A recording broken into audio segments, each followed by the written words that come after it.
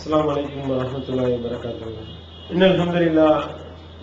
எல்லாம் அல்ல அல்லாஹ்வின் நல்லடியார்களே, தாய்மார்களே, நாம் எல்லாம் அல்லாஹ் நமக்கு அருளி இருக்கின்ற இந்த இஸ்லாமிய மார்க்கத்தை அதனுடைய தூய்மையான வடிவத்தில் அறிந்து கொள்ள வேண்டும் என்ற பேராவலோடு தமிழ்நாடு தௌஹீத் ஜமாத் காஞ்சி கிழக்கு மாவட்டம் செங்கல்பட்டு கிளை சார்பாக நடைபெறக்கூடிய இந்த பொதுக்கூட்டத்தில் பெரும் திரளாக இங்கே ஒன்று கூடியிருக்கின்றோம். இந்த பொதுக்கூட்டத்தில் எனக்கு வழங்கப்பட்டிருக்கக்கூடிய தலைப்பு உண்மையும் பொய்யும். உண்மையும் பொய்யும் என்ற இந்த தலைப்பு இங்கே வழங்குவதற்குண்டான காரணம் என்னவென்றால், சில வாரங்களுக்கு முன்பாக செய்புதீன் ரசாதி என்று சொல்லக்கூடிய ஒரு நபர் தமிழ்நாடு தௌஹீத் ஜமாத்தோடு நடத்திய விவாதம் குறித்து, அந்த விவாதத்தில் நாங்கள் தான் வெற்றி பெற்றோம் என்று சொல்லி முழுக்க முழுக்க பொய்யே மூலதனமாக கொண்டு ஒரு உரை நிகழ்த்திவிட்டு சென்றிருக்கின்றார். அதை குறித்த உண்மை நிலையை உங்களுக்கு விளக்குவதற்காக இந்த தலைப்பை இங்கே வழங்கியிருக்கின்றார்கள். உண்மையிலேயே உண்மை என்பது எது, பொய் புரட்டி என்பது எது என்பதை உங்களுக்கு வெளிச்சம் போட்டு காட்டுவதற்காக இந்த தலைப்பு வழங்கப்பட்டிருக்கின்றது. இந்த செய்புதீன் ரசாதி என்று சொல்லக்கூடிய இந்த நபர், இவருடைய பின்னணி என்ன, இவர் தமிழ்நாடு தௌஹீத் ஜமாத்தோடு விவாதிக்க எப்படி முன்வந்தார் என்பது குறித்த ஒரு வரலாற்று பின்னணியை நீங்கள் விளங்கிக் கொள்ள வேண்டும். காரணம் என்னவென்றால், இப்பொழுது வாய்க்கிலேயே பேசக்கூடிய இந்த செய்புதீன் ரசாதி என்ற நபர் 1986 இருந்து இவரோடு விவாதம் செய்ய தயார் என்று பிஜே அறைகூவல் விடுத்துக் கொண்டிருக்கிறார். 86 இருந்து எஸ்கேப் ஆகிட்டு இருக்கார். ஓடுறாரு ஓடுறாரு ஓடுறாரு ஓடிக்கிட்டே இருக்கிறார். ஒவ்வொரு தடவையும் இவரை விரட்டக்கூடிய நேரத்திலே எந்த பொதுக்கூட்டத்தில் இவர் உரை நிகழ்த்தினாலும் சரி, பிஜேவோடு விவாதிக்க தயார் அப்படின்னுவாரு. நான் எந்த நேரத்திலும் ரெடியாக இருக்கிறேன் அப்படின்னுவாரு. இப்பயே ஒப்பந்தம் போடுவோம் அப்படின்னு சொல்லுவாரு. பொதுக்கூட்டத்தில் பேசுவாரு. பேசிட்டு ஆளை பார்த்தா ஆள் இருக்க மாட்டார், ஆள் எஸ்கேப் ஆயிடுவார். எங்க போனாரு அப்படின்னு பார்த்தா அடுத்து ஒரு பொதுக்கூட்டத்தில் போய் இதே மாதிரி அறைகூவல் விடுவார். பொதுக்கூட்டத்தில் விவாத அழைப்பை ஏற்றுக்கொண்டு நம்முடைய சகோதரர்கள் விவாத ஒப்பந்தம் போடலான்னு அவரை போய் பார்த்தா ஆள் எஸ்கேப் ஆயிடுவார். இதையே தொடர்ச்சியாக செய்து கொண்டிருந்த இந்த நபர் ஒரு 1987, 88 வாக்குல நாகர்கோயில்ல ஒரு பொதுக்கூட்டத்துக்கு வர்றார்.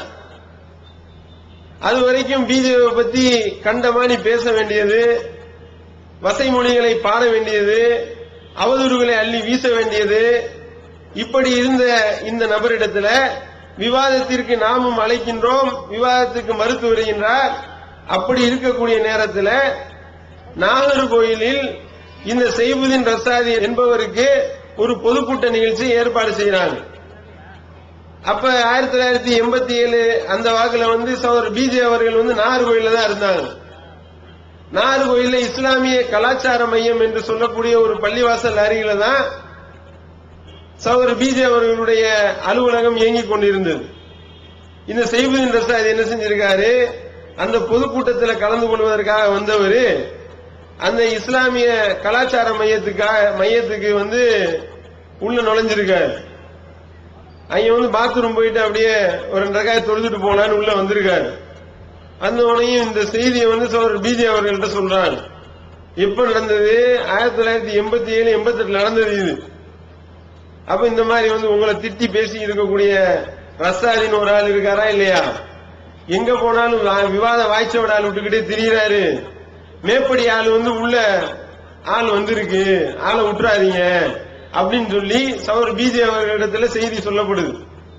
செய்தி சொல்லப்பட்டா பிஜே என்ன செய்யறாரு, இவர் தொழுதுட்டு இருக்கக்கூடிய அந்த அறைக்கு முன்ன வெளியே போய் நின்றுகிட்டாரு. பிஜே என்ன செய்யறாருன்னு பாப்போம் அப்படின்னு தொழுகு முடிச்சுட்டு இவர் வெளியே வந்திருக்காரு.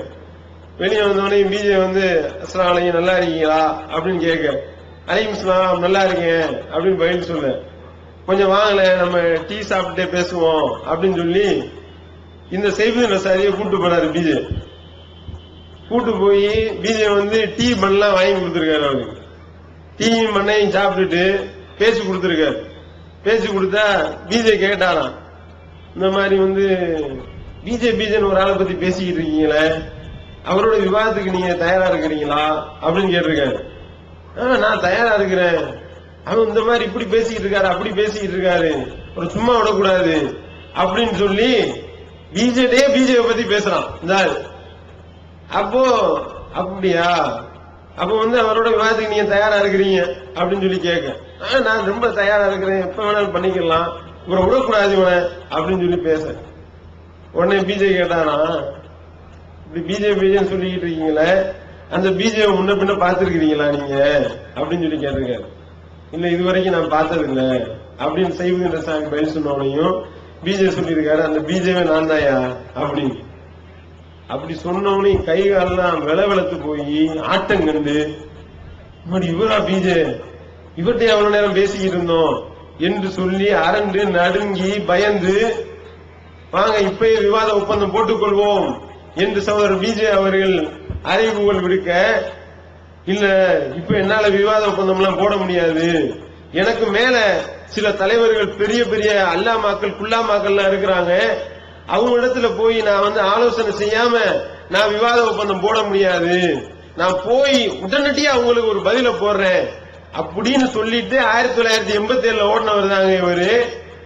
இப்ப ஒவ்வொரு ஊரா ஓடிக்கிட்டு இருக்காரு, ஒவ்வொரு ஊரா போய் போய் இதே மாதிரியா நான் விவாதத்துக்கு நான் அழைத்தேன் வரவில்லை, பிஜே வரமாட்டேன் என்றார், அவர் ஓடிக்கொண்டிருக்கிறார், என்னை அவர் விரட்டுகிறாராம், இதையும் சொல்லுகிறார், என்னை அவர் விரட்டுவதாக சொல்லிக் கொள்கின்றார், அதுவெல்லாம் பொய் அப்படின்னு சொல்லிக்கொண்டு ஒரு பொய்யையே மூலதனமாக வைத்து 1987 இருந்து கிட்டத்தட்ட 2012 வரைக்கும் ஓட்டிட்டாருன்னா இப்ப இவர் எவ்வளவு பெரிய பொய்யராக இருக்க வேண்டும், எவ்வளவு பெரிய பித்தலாட்டக்காரராக இருக்க வேண்டும், எவ்வளவு பெரிய பிராடு பேரவழியாக இருந்தால் வாயாலேயே 25 வருஷம் வண்டி ஓட்டி இருப்பார் அப்படின்றத நீங்க முதல்ல கவனித்துக் கொள்ள வேண்டும்.